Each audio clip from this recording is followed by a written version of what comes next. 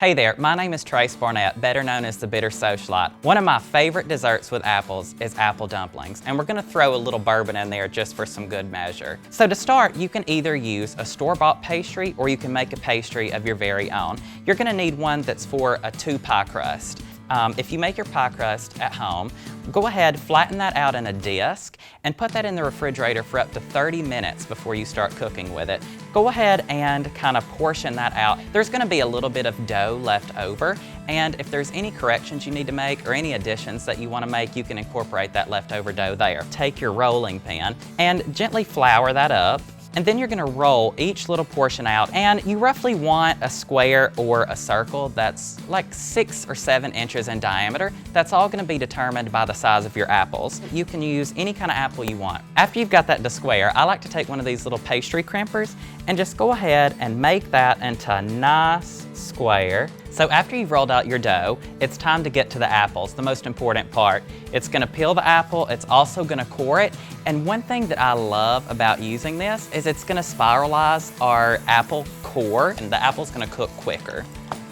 As you can see, our little spiralizer created this perfectly cored area here, and in that core, we're gonna add 1 tablespoon of butter. Here's a mixture of sugar, nutmeg, allspice, and a little bit of cinnamon. Pour about 1 tablespoon of that into the core of your apple, and then soak those raisins in a little bit of bourbon. Top that core off. So after you've stuffed your apples, now it's time to go ahead and layer the pastry around those. As you can see here, I've taken the apple and I've put it directly into that dumpling.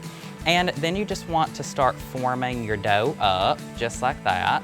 And then you're gonna take it in your hand and form it almost into a ball. Go ahead and just make sure everything is nice and sealed. So after you've done that, you're gonna transfer that to a baking dish. And be sure your baking dish is large enough so that there's 2 or 3 inches in between each apple so they don't stick together as they cook.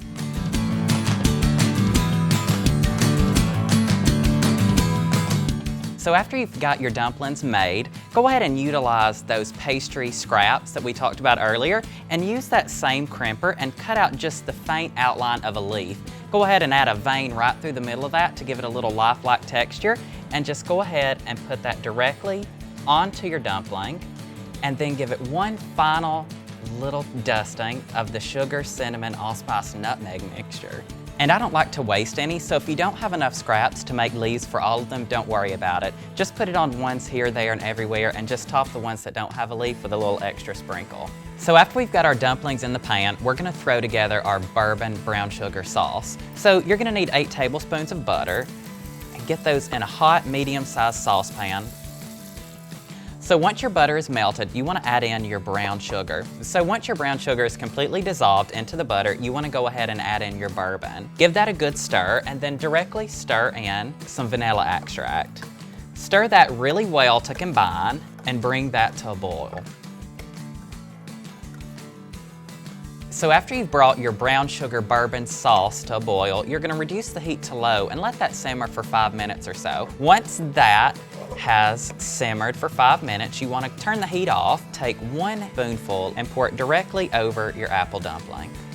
All right, so after you have your sauce spooned over all of your dumplings, you want to pop that in a 425-degree oven for roughly 35 to 40 minutes. Whenever the apples are tender and the pastry is really nice and golden brown, that's going to be perfect and signal that they're done. So these are fresh out of the oven, and we can tell that they're perfectly done because the pastry is perfectly browned and crisp.